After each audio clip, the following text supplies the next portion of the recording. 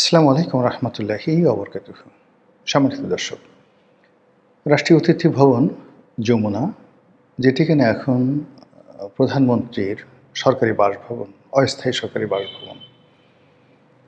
এই ভবনটিতে পবিত্র ঈদ উল ফিতরের দিনে যে অনুষ্ঠান আয়োজন করা হয়েছে, প্রধানমন্ত্রীর ঈদ উদযাপন অনুষ্ঠান, তিনি তার আমন্ত্রিত অতিথিদেরকে তিনি সাক্ষাৎ দিয়েছেন এবং সেখানে হয়তো আপ্যায়নের ব্যবস্থা ছিল এবং বহু সংখ্যক নেতাকর্মী থেকে শুরু করে সরকারি আমলা কামলা, রাষ্ট্রের যারা গণ্যমান্য ব্যক্তি, এরা যেভাবে অতীতে গণভবনে শেখ হাসিনার সঙ্গে সাক্ষাৎ করতেন, ঠিক একই ফরম্যাটে বিএনপির যারা লোকজন রয়েছেন, তারেক রহমান সাহেবের ঘনিষ্ঠ যারা লোকজন রয়েছেন এবং বিএনপি যারা গুট বুকে রয়েছেন, তারা সবাই এই অনুষ্ঠানে নিমন্ত্রিত ছিলেন। এই অনুষ্ঠানকে কেন্দ্র করে যে লঙ্কা কাণ্ড ঘটেছে, তাতে করে বিএনপির সকল স্তরের নেতাকর্মী যারা সেখানে গিয়েছিলেন, তারা বিক্ষুব্ধ, হতাশ, অপমানিত। এবং এই অনুষ্ঠানের মাধ্যমে যে মেসেজ বা খবর সকলের কাছে চলে গেছে যে একেবারে সরকারের প্রারম্ভে একটি ছোট্ট অনুষ্ঠান করতে গিয়ে যদি আয়োজকরা এত ত্রুটি করেন, এত ভুল হয়, এত ভ্রান্তি হয়, এত বিরক্তিকর একটা ঘটনা ঘটতে থাকে, তাহলে এই সরকার আগামী 5টি বছর এই দেশ কী করে চালাবেন? এই সরকারের হেলথ কার্ড, এই সরকারের ফ্যামিলি কার্ড, এই সরকারের খাল কাটা, যেখানে পরতে পরতে নগদ টাকার আনাগোনা, এগুলো সরকার কিভাবে সামাল দেবে? এই প্রশ্নগুলো কিন্তু আসছে। একেবারে বিএনপির কট্টর সমর্থক যে সকল সাংবাদিক সাহিত্যিক রয়েছেন, তারাও বারবার মানে তাদের বিরক্তি প্রকাশ করছেন বিভিন্ন সামাজিক মাধ্যমে, যেটা হওয়া উচিত নয়। তো এই বিষয়গুলো নিয়ে আলোচনা করার আগে একটি কথা বলে নিই যে ওই ভবন সম্পর্কে আমার ব্যক্তিগত অভিজ্ঞতা ভালো নয়। ব্যক্তিগত অভিজ্ঞতা ভালো নয়, এর কারণ হলো যখন শেখ হাসিনা প্রথম ওই বাড়িতে উঠলেন, তখন ওখানে আমি নিয়মিত যাতায়াত করতাম। ওই বাড়ির প্রতিটি রুম কামরা আমার মুখস্থ। যেদিন বিডিআর মিউটিনি হলো, সারাটা দিন আমি ওই ভবনে ছিলাম একদম সকাল থেকে।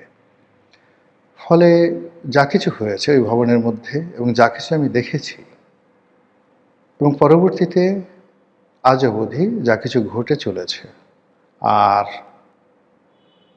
অতীতে যা কিছু ঘটেছে, মানে শেখ হাসিনা ওই ভবনে ঢোকার আগে যা কিছু ঘটেছে, তা নিয়ে আমি একটা কন্টেন্ট তৈরি করেছিলাম এই ঈদের 3-4 দিন আগে, যে ওই ভবনটি একটা কুফা ভবন, অভিশপ্ত ভবন, এবং এই ভবনটিতে যদি তারেক রহমান সাহেব বসবাস করেন, ফ্যামিলি নিয়ে থাকেন, তার জন্য এটা ভালো হবে না। এবং ঈদের দিন ঠিক সকালবেলা বা বিকালবেলা আমি এটা দিয়েছি। কিন্তু কাকতালীয় কি না জানি না, যে আমি যে আশঙ্কাগুলো করেছিলাম সেই আশঙ্কারই প্রথম একটা মহড়া হয়ে গেল ঈদের এই দিনটিতে যমুনাকে কেন্দ্র করে। এখন এই যে যমুনাতে যা কিছু ঘটল, তার দায় দায়িত্ব কার? এবং এখানে জনাব তারেক রহমান সাহেবের যে সুনাম এবং সুখ্যাতি, তিনি প্রাণান্ত চেষ্টা করেছেন সবার সঙ্গে হ্যান্ডশেক করার। হাজার হাজার মানুষের সঙ্গে হ্যান্ডশেক করলে যে কি হয়, এটা আমরা যারা রাজনীতি করি আমরা বুঝতে পারি। নির্বাচনের সময় শুধুমাত্র হ্যান্ডশেক করতে গিয়ে হাত এবং বুক, এই দুটো মানে এতটা মানে ব্যথা হয়ে পড়ে। অনেকগুলো মানুষ আছে আন্তরিকতা দেখার জন্য হাত জোরে চাপ দেয়, অনেকে জোরে মানে এমন জোরে চাপ দেয় বুকে, মানে বলার মতো নয় নির্বাচনের সময়টিতে। তো সেটা প্রধানমন্ত্রী হন বা রাষ্ট্রপতি হন, সবার ক্ষেত্রে এটা প্রযোজ্য। যখন 2000-3000 মানুষ সাক্ষাতের জন্য আসেন, সবার সঙ্গে হাত মিলানো এটা খুব একটা কঠিন একটা বিষয়। তো এগুলো আসলে ইউরোপ এবং আমেরিকাতে এগুলো খুব লিমিটেড। কেবলমাত্র ব্রিটেনে যিনি রানী বা রাজা, তিনি এই বিভিন্ন অনুষ্ঠানে সাধারণ জনগণদের সঙ্গে দেখা সাক্ষাৎ করেন, আর অন্য সাধারণত এই ধরনের অনুষ্ঠান হয় না। তো সেক্ষেত্রে সে হাতে মোজা পরেন এবং সামনের আঙুল, মানে যেটাকে পূর্ণ হ্যান্ডশেক বলে, ওটা না, হাতের যে 4টি আঙুল একটু এগিয়ে দেওয়া হয় এবং তিনি কখনো বৃদ্ধাঙ্গুল দিয়ে অভ্যাগতকে ওইভাবে ধরেন না। আর অভ্যাগতকে শিখিয়ে দেওয়া হয় যে রাজা বা রানীর সঙ্গে কী করে হ্যান্ডশেক করতে হয়। ফলে ওখানে ২,০০০ লোকের সাথে হ্যান্ডশেক করলে তার হাতের উপর ওরকম একটা চাপ পড়ে না। কিন্তু বাংলাদেশে কী হলো? তারেক রহমান সাহেবের সাথে তার খুব খাতির, এজন্য তাকে জোরে হাত ঝাঁকাতে হবে। তারপরে তারেক রহমান সাহেবের সাথে তার খুব খাতির, এজন্য দেখানোর জন্য ২ হাত দিয়ে তারেক রহমান সাহেবের হাত চেপে ধরতে হবে। উনি ১ হাত এগিয়ে দিয়েছেন, ওই ২ হাত। তারপর ওনার সাথে আরও বেশি খাতির, এজন্য তার মাথায় হাত বুলাতে হবে। তারপরে তাকে জড়িয়ে ধরতে হবে, কোলাকুলি করতে হবে, তার পা ধরে সালাম করতে হবে, ইত্যাদি ইত্যাদি নানা কিছু। তো এই বিষয়গুলো তিনি ব্যক্তিগতভাবে সামাল দেওয়ার চেষ্টা করেছেন। কিন্তু অনেকে এত বেশি বাড়াবাড়ি করেছেন, সেই বাড়াবাড়ি করার কারণে তার যে প্রোটোকলের কর্মকর্তা যারা ছিলেন এসএসএফ, তাদেরকে কঠোর হতে হয়েছে। অনেককে তিনি ধাক্কা দিয়েছেন, এসএসএফের সদস্যরা, অনেককে সরিয়ে দেওয়া হয়েছে। অনেককে আবার তারেক রহমান সাহেব এই ধাক্কাধাক্কির পরে আবার ডেকে এনেছেন। এর কারণ হলো অনেক আপনজন সম্মানিত ব্যক্তিও এসএসএফের হাতে এই সময়টাতে লাঞ্ছিত হয়েছে। তারপরে ওখানে যেভাবে গাড়ি পার্কিং ছিল, রমনা পার্কের সামনে যেভাবে রাস্তা ব্লক করে দেওয়া হয়েছিল, এটি কোনো অবস্থাতেই কোনো ডিসিপ্লিনের মধ্যে ছিল না। ওখানে আমি একবার যখন গেলাম, মানে এইবার ঠিক ১২টা সাড়ে ১২টার দিকে, তখন দেখলাম যে পুরো সেই হেয়ার রোডের যে মাথা থেকে শুরু করে সব জায়গাতেই এলোমেলোভাবে গাড়ি পড়ে আছে এবং প্রচণ্ড জ্যাম, এবং ওখানে কোনো ট্রাফিকদেরকে আমি এইভাবে দায়িত্ব পালন করতে দেখলাম না। অথচ যে অবস্থা, তাতে সেনাবাহিনীর যেহেতু এখনও পর্যন্ত মাঠে আছে, তারা যদি এই এলাকাটার দায়িত্বরত থাকতেন তাহলে এই ঝামেলা হতো না, শৃঙ্খলা থাকতো ভিতরে। তো এনিওয়ে, এইখানে যে ঘটনাগুলো ঘটেছে, সেই ঘটনার মধ্যে যেটি স্পষ্ট সেটি হলো প্রশাসন এখানে সাহায্য করেনি।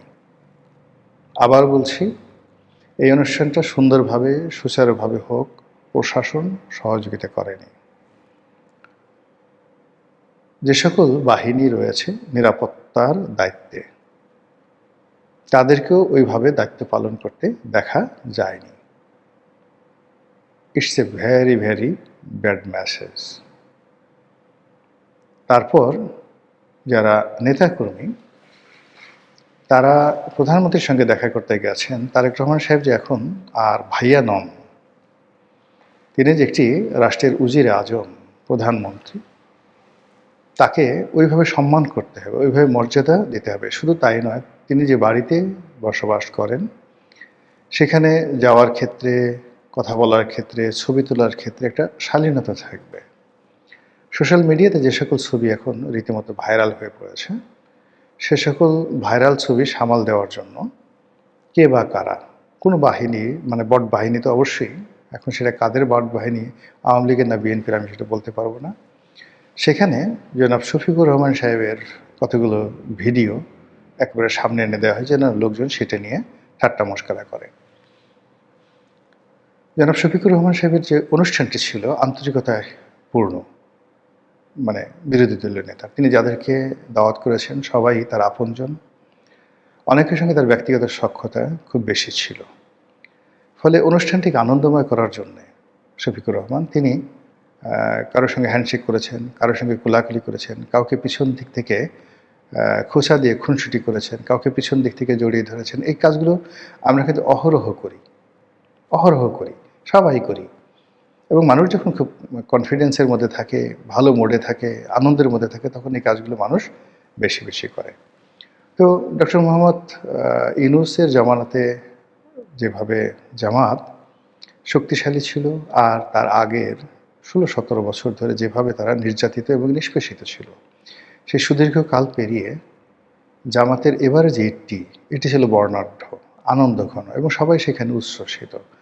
ফলে আমিরে জামাত সেখানে তিনি সর্বোচ্চ তার আন্তরিকতা দেখার চেষ্টা করেছেন, এবং এটাকে ব্যাকফুটেজে নিয়ে বট বাহিনী নানা রকম ভিডিও বানিয়ে, কেউ তাকে কামুক, কেউ তাকে গেয়ে, কেউ তাকে আরও কত আজে বাজে কথা বলে, যে জিনিসগুলো, অর্থাৎ মানুষের যে দৃষ্টিভঙ্গি, সেই দৃষ্টিভঙ্গি সামনে আনার চেষ্টা করছে, যাতে করে যেই ভিডিওগুলো ছড়িয়ে পড়েছে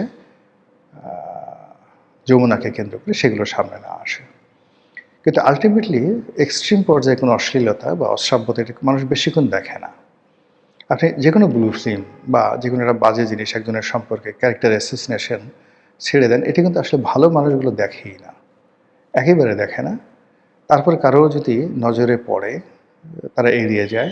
আর যারা বেশি ভালো মানুষ তারা যে সকল সাইট থেকে এ ধরনের পর্ণ ভিডিও ছাড়া হয় সেই সাইটগুলোকে ব্লক করে দেয়। ফলে আমিরে জামাতকে নিয়ে যা কিছু হয়েছে এই সাইটগুলো ব্লক হয়ে যাবে, কেউ দেখবে না এই জিনিসগুলো আর। একদিন দুদিন 3 দিন মানে গালাগালির একটা সীমা আছে, কিন্তু তখন আসবে সেই যমুনার মিসম্যানেজমেন্ট। এগুলো এক। 2 নম্বর হলো যে এই যে দেখুন যে যমুনাতে এই অনুষ্ঠান করতে গিয়ে মিসম্যানেজমেন্ট হলো, সেই মিসম্যানেজমেন্টকে ধামাচাপা দেওয়ার জন্য জামাতের অনুষ্ঠানকে লাইমলাইটে এনে সেটার ব্যাপারে নেতিবাচক প্রচারণা চালানো হলো।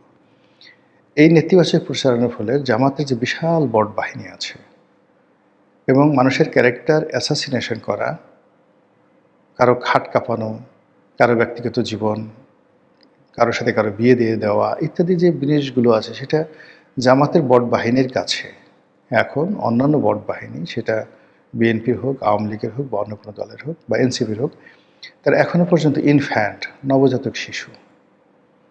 তো সেই নবজাতক শিশু যারা আছে তারা যদি দেশের এখন প্রধান বিরোধী দল, সেই বিরোধী দলের প্রধান ব্যক্তি বয়োবৃদ্ধ মানুষ, তাকে নিয়ে যদি একেবারে অশ্লীল এবং অশ্রাব্যতার সর্বোচ্চ পর্যায়ে তারা পৌঁছে, সঙ্গত কারণে জামাতের বট বাহিনীতে বসে থাকবে না এবং তারা যদি আক্রমণ করে এবং তারা যদি বিভিন্ন রকম বাজে জিনিস বলে, বাজে কথা বলে, বলেন তো কাকে কাকে নিয়ে বলতে পারবে এবং কী ধরনের ভিডিও হতে পারে, কী ধরনের কার্টুন হতে পারে, কী ধরনের ন্যারেটিভ হতে পারে এবং সেগুলো মানে কতটা বিব্রতকর হবে, যা কিনা শুরু হলো এই যমুনা দিয়ে। এখন এই যে যমুনা, এই যমুনাতে যে অনুষ্ঠানটা হলো বা প্রধানমন্ত্রীর যে অনুষ্ঠানটা হলো, এটা তো তারেক রহমান সাহেব নতুন নন। তিনি তার বাবার জামানাতে তো তার বেশ তিনি তখন পরিপক্ক, অর্থাৎ তার জন্ম হলো 65 বা 66 সনে। তো 65 বা 66 সনে যদি তার জন্ম হয়, তাহলে তার বাবা যখন প্রেসিডেন্ট ছিলেন তখন তিনি কিশোর। ফলে প্রেসিডেন্টের যে প্রোটোকল তিনি তো ভালো মতো জানেন। তারপর তার মা যখন প্রধানমন্ত্রী ছিলেন তখনও তো তিনি একেবারে শেষের বার তো রীতিমতো স্টিয়ারিংটা তার হাতে ছিল। এ ধরনের অনুষ্ঠান কীভাবে হয়, কোন জায়গাতে হয়, কী ধরনের গুরু গাম্ভীর্য থাকে, কীভাবে ম্যানেজ করতে হয়, এই পুরো জিনিস তার মুখস্থ। কিন্তু তারপরেও কেন তিনি এরকম একটা বিশৃঙ্খল পরিবেশ তৈরি হতে দিলেন? প্রথমত হলো তিনি কি কেয়ারলেস ছিলেন, বা তিনি কি সাবকনশাস মাইন্ডে ছিলেন, নাকি তাকে আশ্বস্ত করা হয়েছিল, তিনি কাউকে বিশ্বাস করেছিলেন, নাকি তাকে রীতিমতো ব্ল্যাকমেল করা হয়েছে? হোয়াট এভার মেবি, রাষ্ট্রের একটি প্রথম অনুষ্ঠান, সেই অনুষ্ঠানটি এরকমভাবে ফ্লপ করায় নিঃসন্দেহে তার যে রাজনৈতিক প্রজ্ঞা, তার যে ম্যানেজমেন্টাল পাওয়ার, ম্যানেজারিয়াল ক্ষমতা এবং তাকে কেন্দ্র করে মানুষের মধ্যে যে আকর্ষণ তৈরি হওয়ার যে একটা উপলক্ষ ছিল, সেই জিনিসটা এই যমুনাতে ডুবে গেছে। আশা করি সরকার ভবিষ্যতে এই ধরনের অনুষ্ঠান করতে আর অধিক সতর্ক হবেন, আন্তরিক হবেন। আসসালামু আলাইকুম রহমতুল্লাহি ওয়া বারাকাতুহু।